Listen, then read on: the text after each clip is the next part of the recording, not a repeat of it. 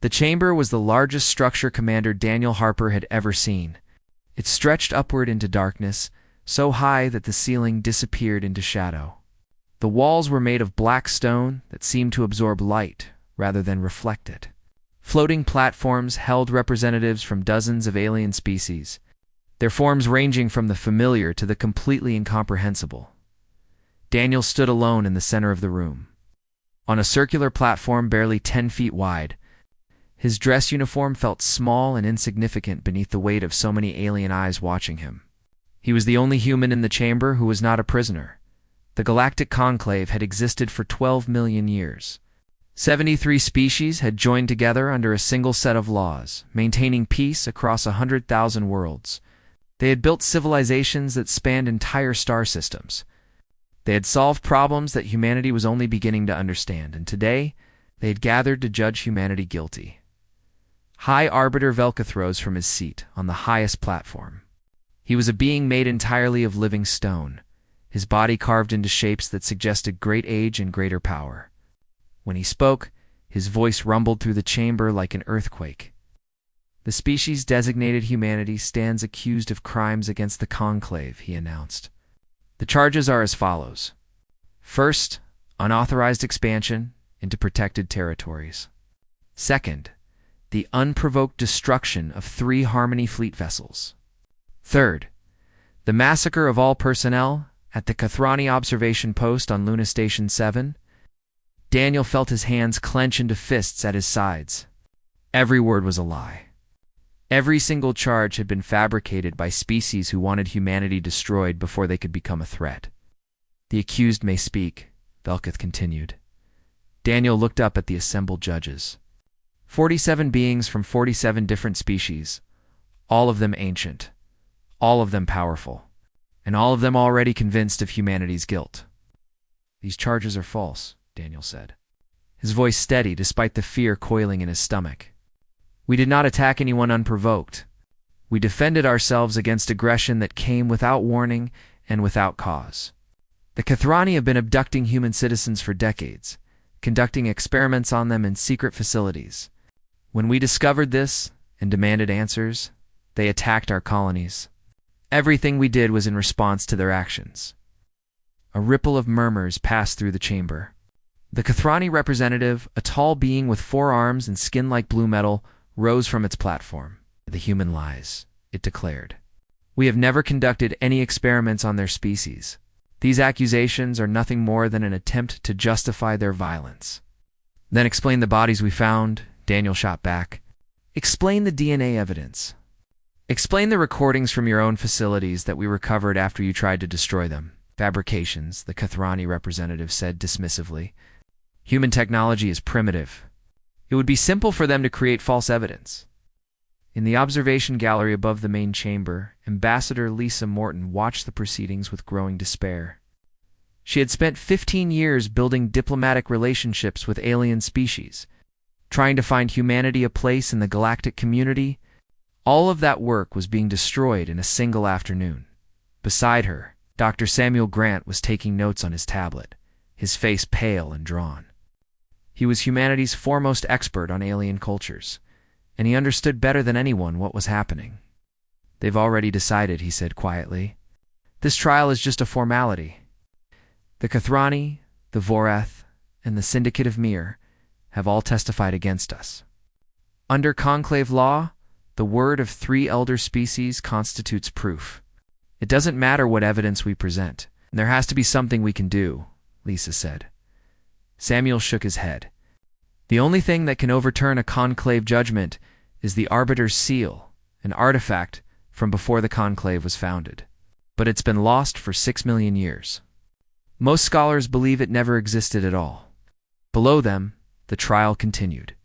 Representative after representative rose to condemn humanity. They spoke of human aggression, of the violence encoded in human genes, of a species that had crawled out of a death world carrying all their primitive instincts with them. Daniel listened to it all.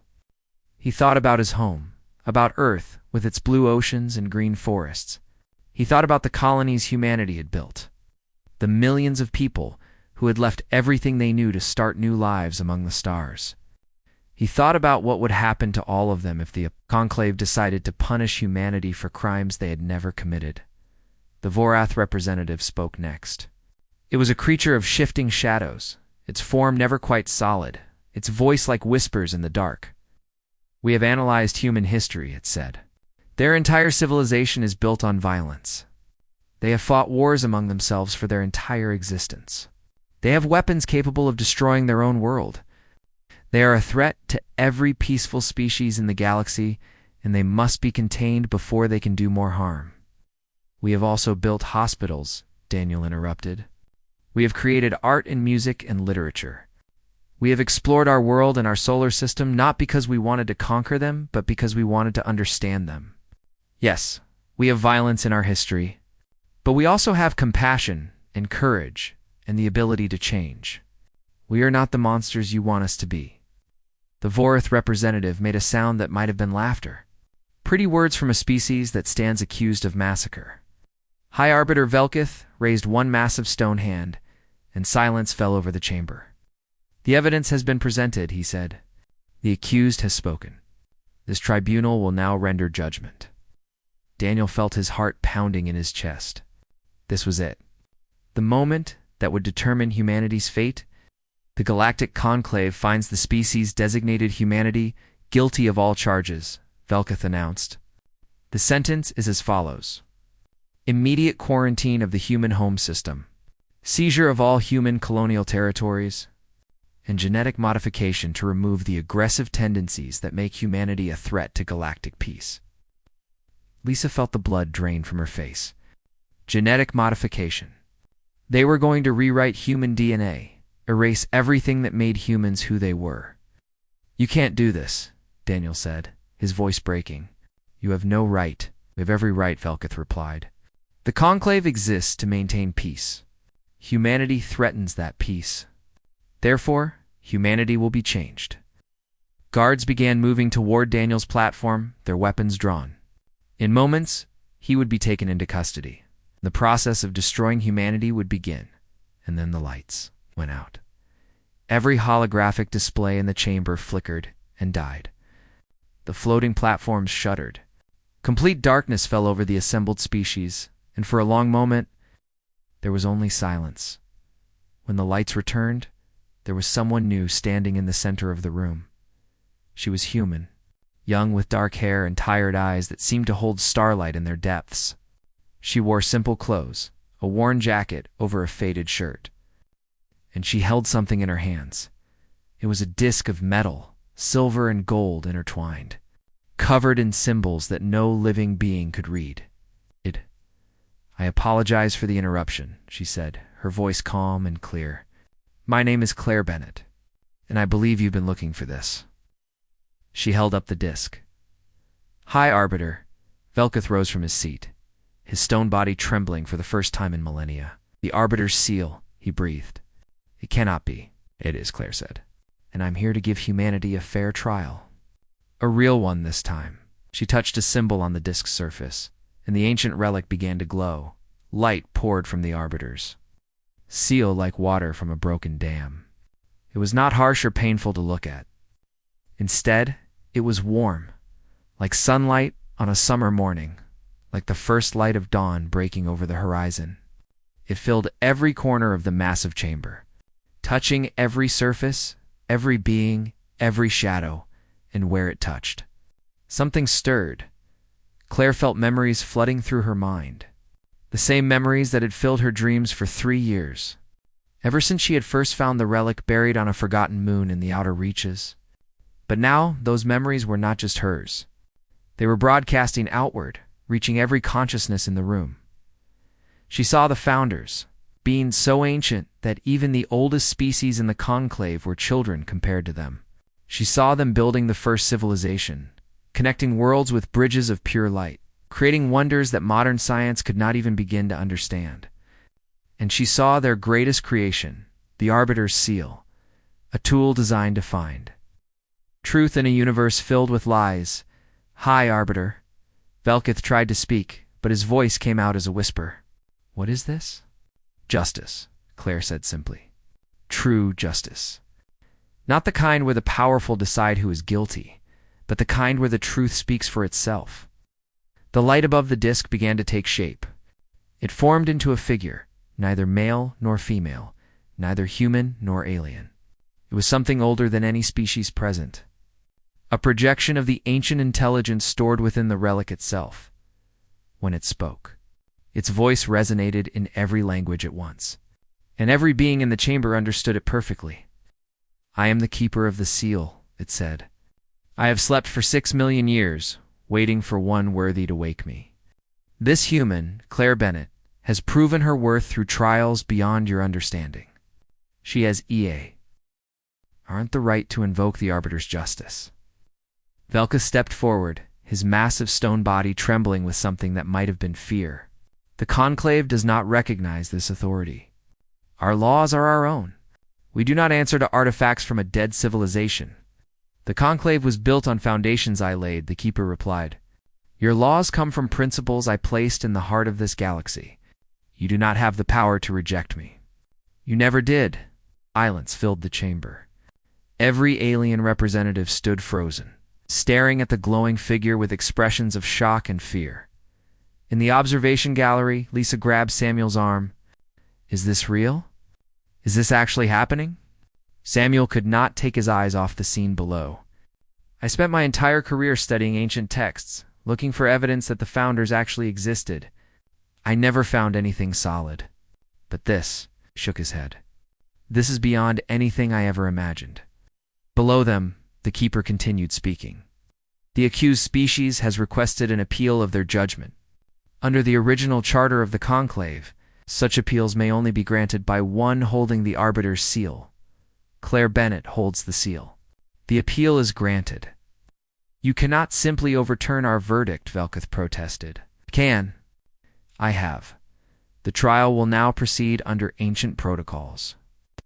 The Keeper turned its attention to Claire. Bearer, state your case. Claire took a deep breath. She had spent 3 years preparing for this moment. 3 years studying the seal's secrets, 3 years gathering evidence that no one else could access. Humanity has been framed, she said. The attacks we are accused of committing were either defensive responses to aggression against us, or they were actually committed by others and blamed on us. I intend to prove it. Present your evidence. Claire held up the seal. This artifact does more than grant authority. It grants access to the archive, a collection of all recorded history maintained by the founders themselves. Every event, every communication, every secret deal made by every species since the dawn of the Conclave is stored there. I have spent years learning to read it, and I found what I was looking for. She pressed another symbol on the disk's surface. The chamber filled with light once more. But this time, the light formed shapes. Documents, recordings, communications logs, thousands of files organized and labeled, floating in the air for everyone to see. Evidence number 1, Claire announced. Communications between the Kethrani High Command and the Syndicate of Mir beginning 40 years ago. In these communications, they discuss a plan to destroy humanity before we become powerful enough to challenge their control over trade routes. They agree to conduct secret operations designed to make us look like the aggressors. The relevant documents enlarged, displaying text in a dozen different languages. Murmurs of shock rippled through the chamber. The Kethrani representative rose from its platform. These documents are forged. They must be. The archive cannot be altered, the Keeper said. It records truth and truth alone. These documents are genuine, Claire continued. Evidence number 2.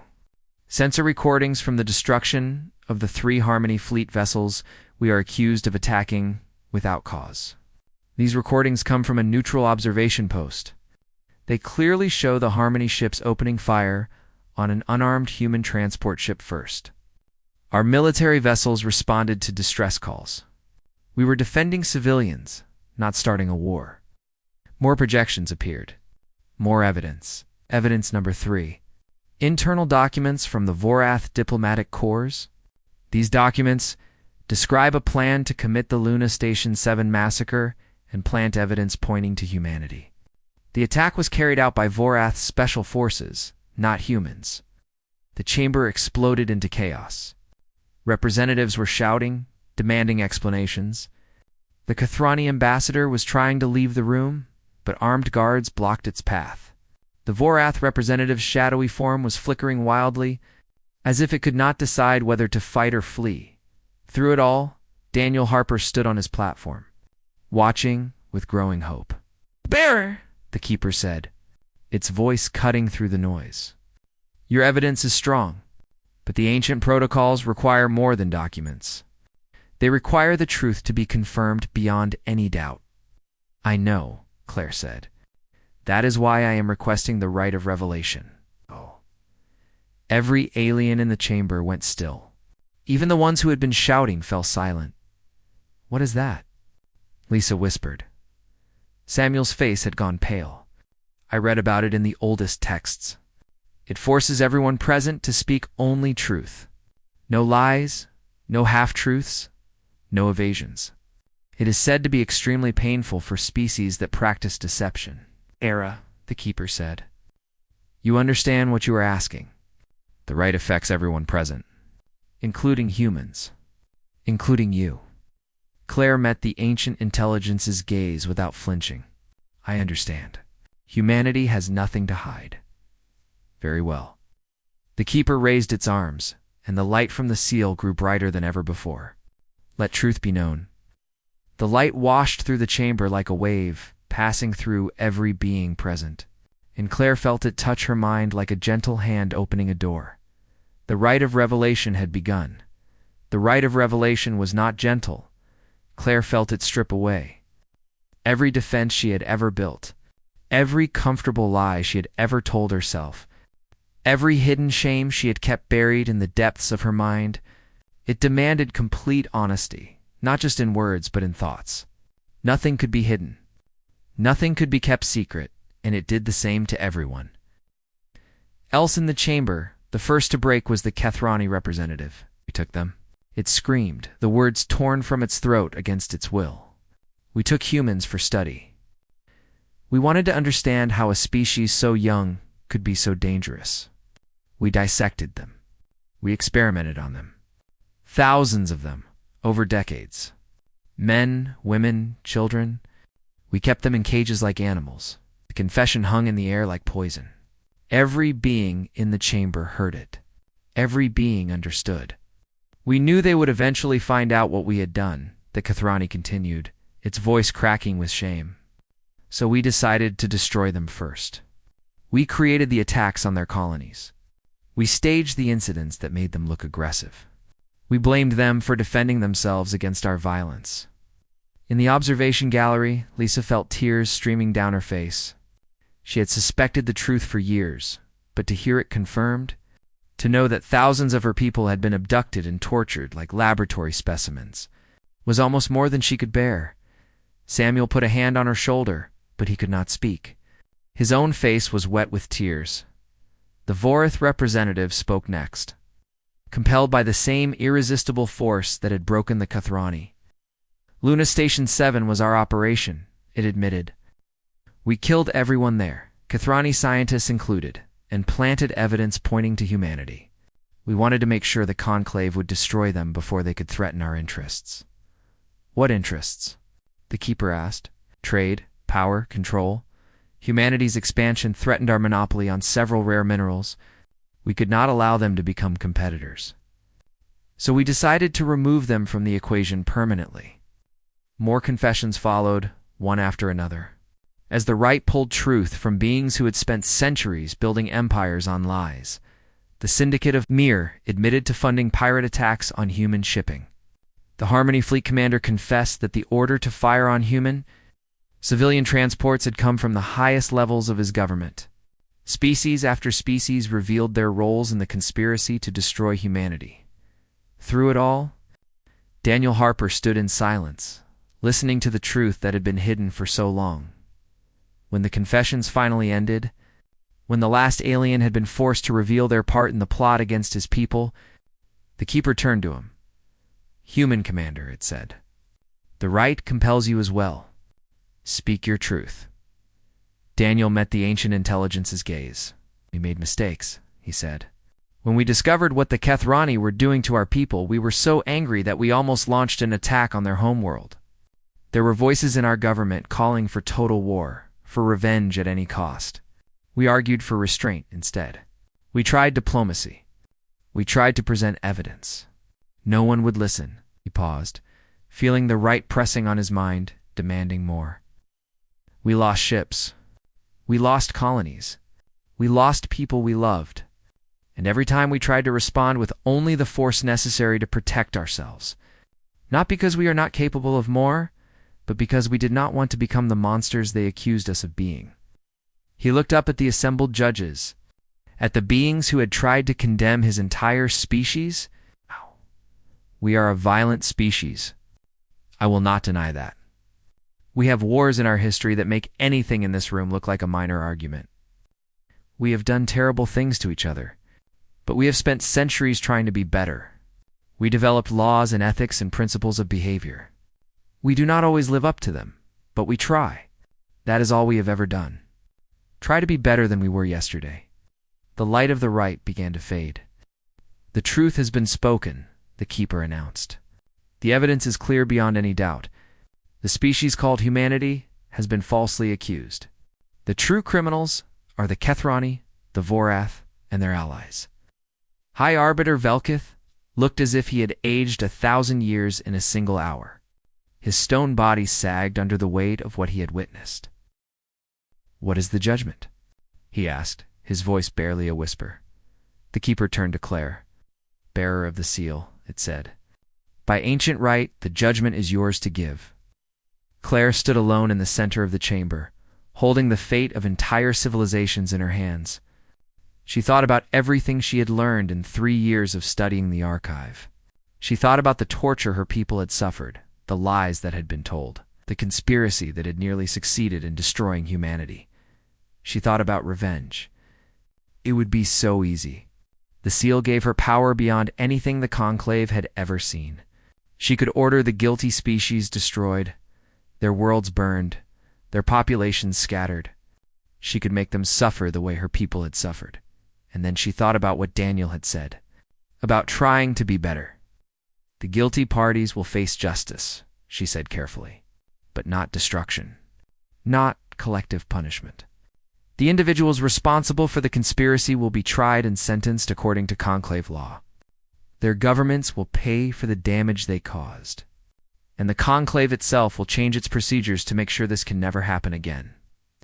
"That is your judgment?" the keeper asked. "Yes, then it shall be so." In the gallery, Lisa let out a breath she had been holding since the trial began. "She could have destroyed them," Samuel said quietly. "She had the power and the reason, and she chose mercy." "That is what makes us human," Lisa replied. Below them, the chamber had fallen silent. The representatives of 73 species sat in shock, staring at the human woman who held their fates in her hands, and had chosen not to crush them. Claire looked at the seal in her hands. It had stopped glowing, but she could still feel its power humming beneath the surface. Waiting to be called upon again, she had one. Humanity was saved. But she knew, deep in her bones, that this was only the beginning. The seal had made her the most powerful being in the galaxy. Power like that did not come without consequences. The keeper's voice whispered in her mind, heard by no one else. "Ow." "Well done, bearer. But the true test is still to come. Power is easy to take. The challenge is knowing when to give it away." Claire closed her eyes and wondered what the future would bring. The aftermath of the trial was chaos that spread across the galaxy like fire through dry grass. 6. Species withdrew from the Conclave within the first week, refusing to accept the legitimacy of the judgment. The Kethrani government collapsed in days. Overthrown by reformers who promised full cooperation with the reparations demanded for humanity, the Vorath faced economic sanctions so severe that their civilization would need generations to recover. The Syndicate of Mir simply disappeared, their leadership fleeing into unknown space rather than face trial for their crimes. News of what had happened spread to every inhabited world. The trial had been broadcast live, and trillions of beings had watched. A human woman overturned the verdict of the most powerful institution in the galaxy using nothing but truth and an ancient artifact that should not have existed. And through all of it, Claire Bennett found herself at the center of everything. She had not asked for this. 3 years ago, she had been a salvage operator, making a modest living by recovering valuable materials from abandoned ships in the outer reaches. Finding the Arbiter's seal had been pure accident, a chance discovery in a ruin that should not have been there. On a moon that appeared on no charts, now she was being called the most important human who had ever lived. "You need to eat something," Daniel said, sliding a tray of food across the table in her quarters aboard the diplomatic station. "When was the last time you slept?" Claire rubbed her eyes, trying to focus. The words on the documents in front of her kept blurring together. "I do not remember. There is too much to do. The reform negotiations, the reparations agreements, the new protocols for the conclave, the seal." She looked at the artifact, sitting on her desk like an ordinary piece of metal. It had not glowed since the trial ended, but she could still feel it in the back of her mind, a constant presence, like a heartbeat that was not her own. "It talks to me sometimes," she admitted. "The Keeper. In my dreams, it shows me things." "What kind of things?" "The future. Possible futures, anyway. Branches and paths and choices that have not been made yet." She shook her head. "Most of them are good. Humanity takes its place in the galactic community. We learn from other species. We contribute our own perspective. We grow and change and become something better than we are now." Daniel waited, sensing that she was not finished. "But some of them are bad," Claire continued, her voice dropping to barely a whisper. "Really bad. Wars that make everything we have been through look like nothing. Events that could wipe out entire species. The collapse of the conclave. The end of civilization itself. Do you know which future we are heading toward? No, that is the whole point. The seal shows possibilities, not certainties. What actually happens depends on the choices we make." She picked up the relic, turning it over in her hands. "That is why I have to be so careful. Every decision I make with this thing sends ripples outward. The wrong choice could destroy billions of lives. That is a lot of weight for one person to carry." Claire laughed, but there was no humor in it. "Tell me about it." A chime at the door interrupted them. Ambassador Lisa Morton entered, her face drawn and worried. "We have a problem," she said without any greeting. "The Harmony fleet has just arrived in orbit. 300 warships." Daniel was on his feet immediately. "That is a full combat formation. They're claiming they are here to ensure order during the transition period." Lisa's voice was tight with controlled fear. "But our intelligence suggests their real purpose is to seize the seal." Claire felt ice form in her stomach. "They cannot do that. They do not care about Canna. The seal represents power on a scale they have never had to deal with before. There are factions in the fleet who believe that if they control it, they can reshape the conclave to serve their interests. They are willing to start a war to get it." "How do they even know I still have it?" Claire asked. "Everyone knows. The trial was broadcast to every world in the galaxy. You are the most famous human alive." Lisa paused. "And the most valuable target." Claire looked at the seal in her hands. The Keeper had warned her about this. Power attracted those who wanted to take it. That was true in every civilization, in every era of history. "Can we negotiate?" she asked. "We have tried. They are not interested in talking. Their commander has given us 12 hours to surrender you and the seal, or they will begin what they call enforcement operations." "Which means they will destroy this station," Daniel said grimly. "They will kill everyone on board." Claire closed her eyes. In the darkness behind her eyelids, she felt the seal pulse with warmth. The Keeper's voice whispered in her mind, gentle but urgent. "To bearer. The choice is yours. You have the power to end this conflict. But power alone is not enough. You must find another way." "What way?" she whispered. "The way that only humans have ever found. The way of your people. Remember what makes you strong." Claire opened her eyes. "Get me a communication link to the fleet commander," she said. "I have an idea." Lisa and Daniel exchanged worried looks, but they did not argue. They had seen what Claire could do when she put her mind to something. Within minutes, Claire was standing in the communication center, facing a holographic display that would connect her to the commander of 300 warships. She held the seal in her hands, feeling its weight, its power, its promise. The display flickered to life, showing the face of Admiral Turenne of the Harmony Fleet.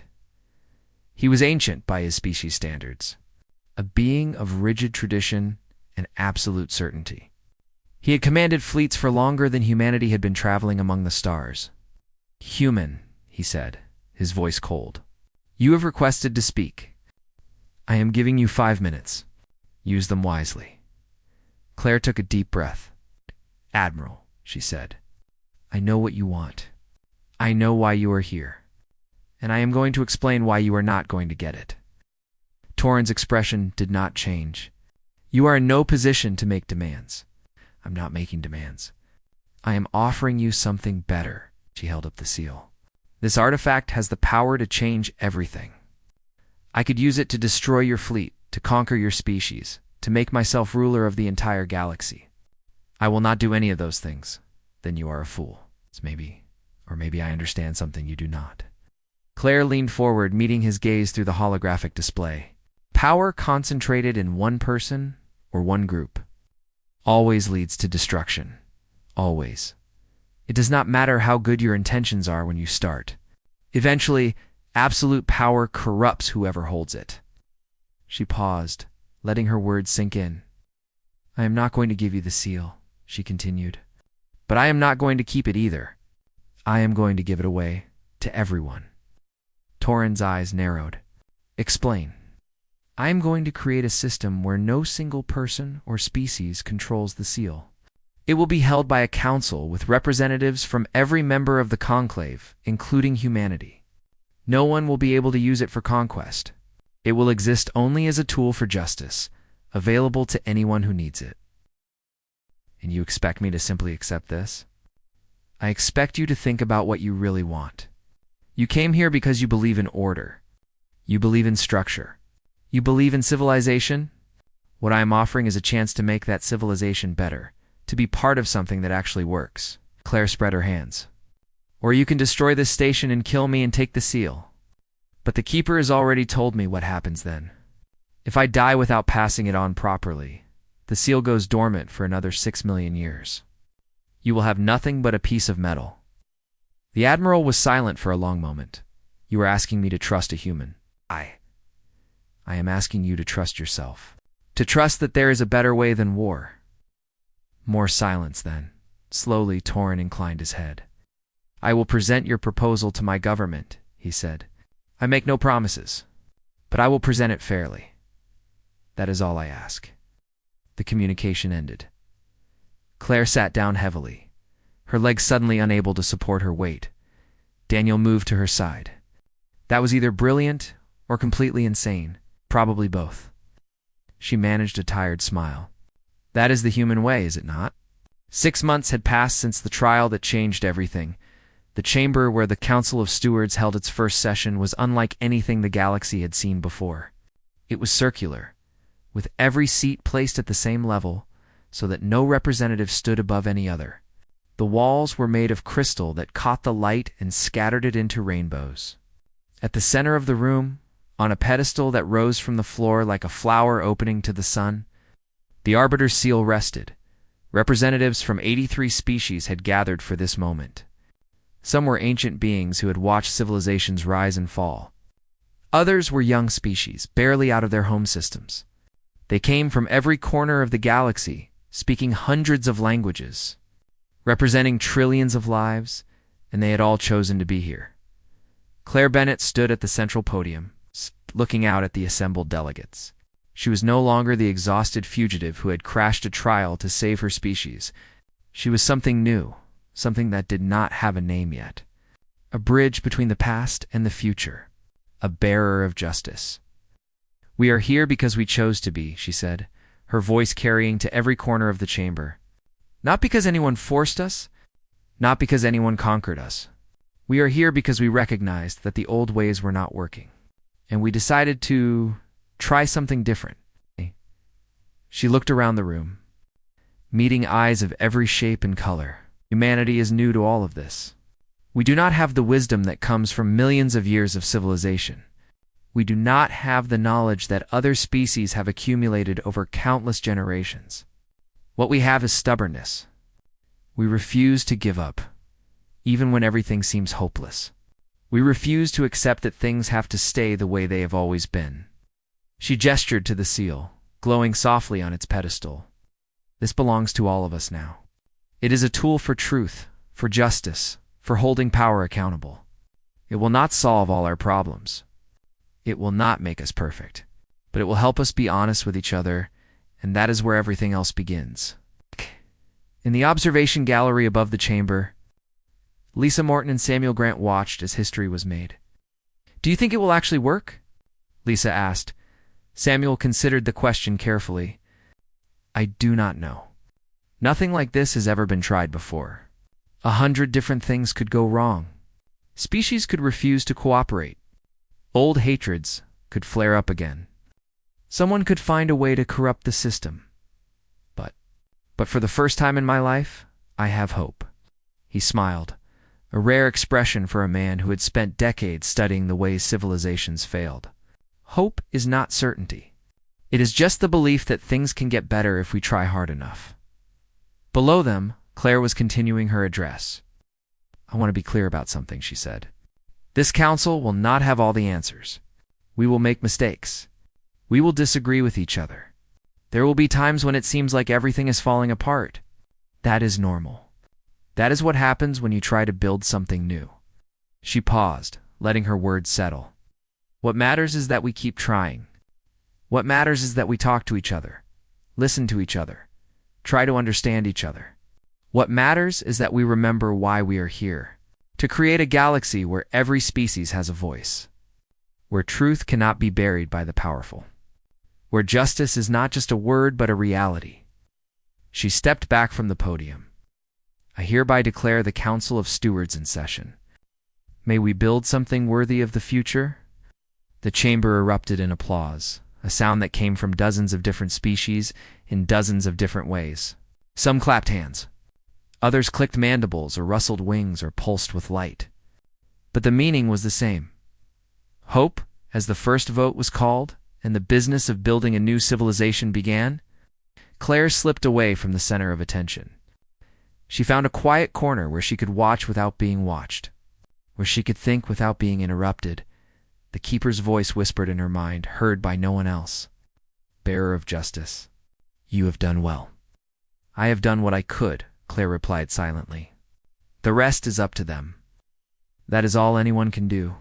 Plant seeds and hope they grow." Ancient intelligence paused. "You could have kept the power for yourself." "Many would have. Why did you choose differently?" Claire thought about the question for a long time. "Because power is not the point," she finally said. "Power is just a tool. What matters is what you use it for. I could have made myself a queen, an empress, a god. And then what? I would have spent the rest of my life defending that power from everyone who wanted to take it. I would have become suspicious of everyone around me. I would have turned into exactly the kind of tyrant I was trying to stop. And instead, I gave it away. I made it belong to everyone. Now it is not my burden to carry alone. It is our burden to carry together. That is the human way. We are not the strongest species. We are not the smartest. But we know how to share burdens. We know how to work together. We know how to build things that are bigger than any one person. That is wisdom," the keeper said. "Wisdom that many species never find. Even after millions of years, maybe we are just too stubborn to know when something is impossible." The keeper's voice carried something. That might have been laughter. Perhaps that is the same thing. Below, the council was voting on its first resolution, a declaration that every species had equal standing under the new system, that no one would be judged by their history alone, that everyone deserved a chance to prove themselves. It passed unanimously. Daniel found Claire in her quiet corner and stood beside her, watching the proceedings. Nervous. He asked, terrified, she admitted. "This is the biggest experiment in the history of the galaxy. If it fails, everything we fought for falls apart. If it succeeds, Claire looked at the assembled delegates, at beings from every corner of known space, working together for the first time in history. If it succeeds, we change everything. We prove that cooperation is possible. We show that even species who have been enemies for millennia can find a way to live together. How? She took a deep breath. We give the galaxy a future worth having. Daniel nodded slowly. Then I suppose we had better make sure it succeeds. Yes. We had better. The council continued its work. Across the galaxy, beings of every species watched the proceedings on screens and projections, wondering what this strange new experiment would bring. Some were hopeful, some were skeptical, some were afraid, but all of them were watching. And in the center of it all, an ancient relic glowed softly, its purpose finally fulfilled after 6 million years of waiting. It had been created to bring justice to the galaxy. Now, at last, it had found beings worthy of that responsibility. The Keeper spoke one final time, his voice fading like a dream at dawn. Future is not written, bearer. It never was. But you have given the universe a chance. That is more than most ever achieve. Claire smiled and walked back toward the council chamber, toward the work that still needed to be done. Behind her, the stars shone bright and cold and full of possibility. The future was waiting in humanity. For the first time in its short history among the stars, was ready to meet it.